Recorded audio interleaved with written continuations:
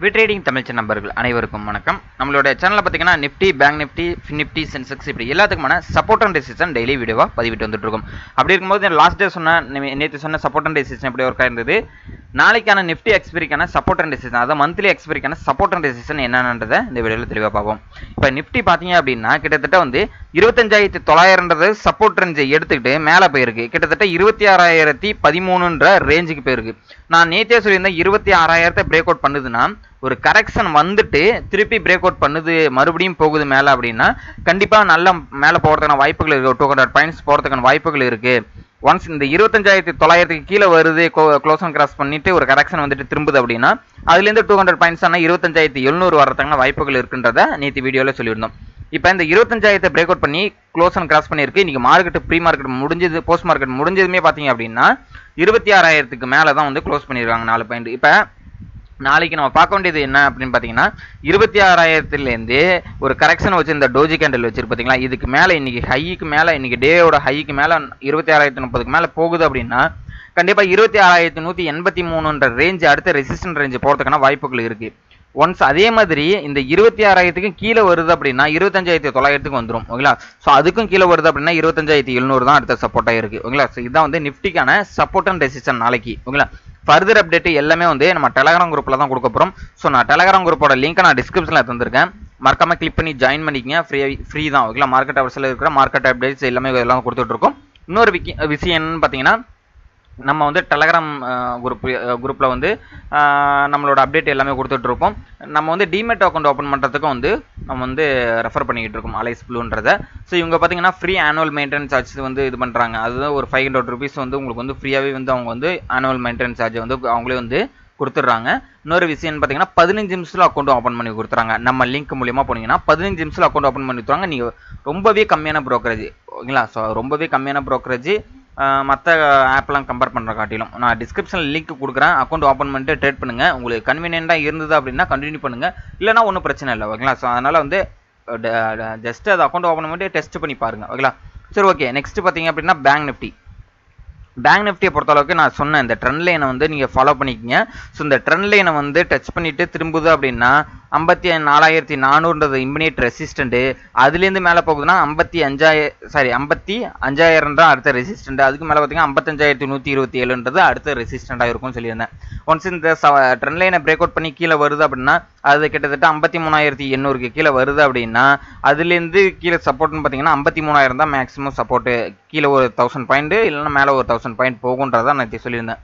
இன்றைக்கி பெரிய லெவலில் வந்து இன்றைக்கி எக்ஸ்பிரி டேயில் மந்த்லி எக்ஸ்பிரியில் பெரிய லெவலாக ஒன்றும் கொடுக்கல. நேற்றையோட ஹையே பிரேக் பண்ணல முதல்ல. ஓகேங்களா, ஸோ அதனால் வந்து பெரிய லெவலில் வந்து எதிர்பார்த்த மாதிரி ஒன்றும் இன்றைக்கி ட்ரேடு அமையல பேங்க் நிஃப்டியை பொறுத்தளவுக்கு. ஸோ நாளைக்கு பார்ப்போம். நாளைக்கு இந்த டேயோட லோவை கட் பண்ணி இன்றைக்கி போன டேயோட ஹையும் டேயோட லோவும் தான் நாளைக்கு வந்து இம்பார்ட்டண்டான ஒரு சப்போர்ட் அண்ட் ரெசிஸ்டன்ஸ். ஏன்னா இந்த லோவை கட் பண்ணுதுன்னா இந்த ட்ரெண்ட் லைனை பிரேக் அவுட் பண்ணிவிடும். இந்த ஹையை பிரேக் அவுட் பண்ணிடுச்சு அப்படின்னா 54,400 பிரேக் அவுட் பண்ணிடணும் அர்த்தம். ஓகேங்களா, ஸோ 400 கிட்ட வந்து பிரேக் அவுட் பண்ணுது அப்படின்னா 55,000 தான் இனிமேல். ஓகேங்களா, ஸோ 55,000 தான் அடுத்த ரெசிஸ்டண்டாக நம்மளுக்கு இருக்கும், மேஜர் ரெசிஸ்டன்ட்.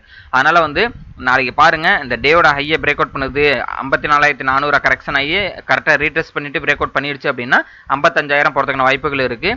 இந்த டேயோட லோவை இன்னைக்கு டேயோட லோ எவ்வளோ பேருக்குன்னா 53,790, அதாவது 800 பிரேக் அவுட் பண்ணுது அப்படின்னா அந்த 53,000 வரதுக்கான வாய்ப்புகள் இருக்குது. இதுதான் வந்து பேங்க் நிஃப்டியோட சினாரியோ. ஓகேங்களா, ஸோ நெக்ஸ்ட் பார்த்தீங்கன்னா ஃபின்னிஃப்டி பார்த்துருவோம். ஸோ ஃபின்னிஃப்டியை பொறுத்தளவுக்கு பார்த்தீங்க அப்படின்னா நம்மளோட சப்போர்ட் அண்ட் ரெசிஸ்டன்ஸ்லேயே மார்க்கெட் நிற்கிது. கிட்டத்தட்ட வந்து இந்த 24,840க்கும் 25,000க்கும் இடைப்பட்டத்தில் நம்ம வந்து ஒரு இதே பாக்ஸே போட்டுக்கலாம்னு வச்சுங்களேன்.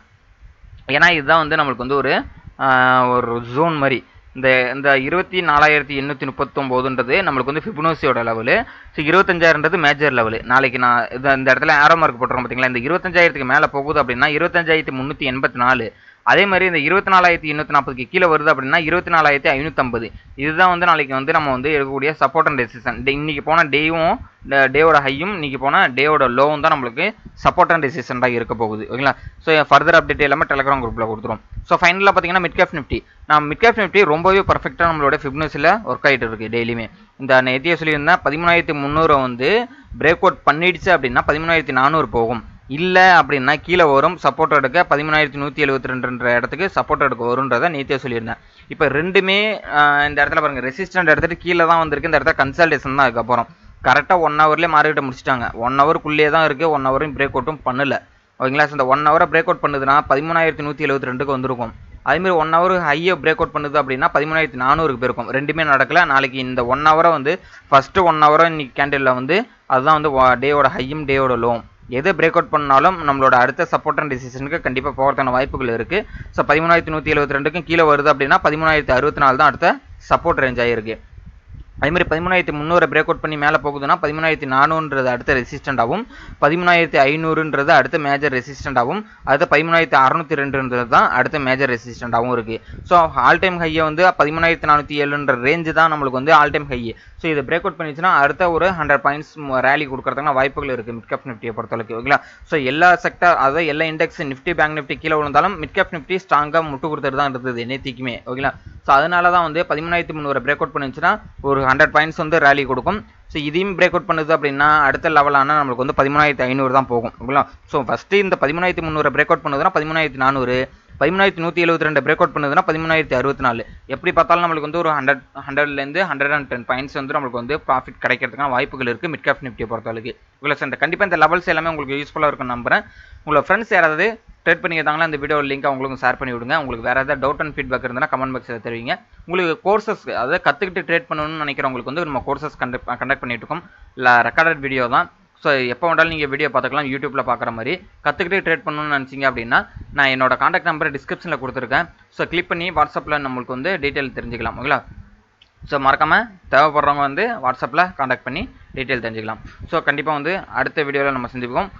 இந்த லெவல்ஸ் கண்டிப்பாக வந்து இன்ட்ராடே யூஸ் பண்ணுறவங்களுக்கு கண்டிப்பாக யூஸ்ஃபுல்லாக இருக்கும். உங்களோட ஃபீட்பேக்கு ஒர்க் ஆகுது அப்படின்னா உங்களோட ஃபீட்பேக்கை கண்டிப்பாக வந்து கமெண்ட் பாக்ஸில் கொடுங்க. தேங்க்யூ நம்பா.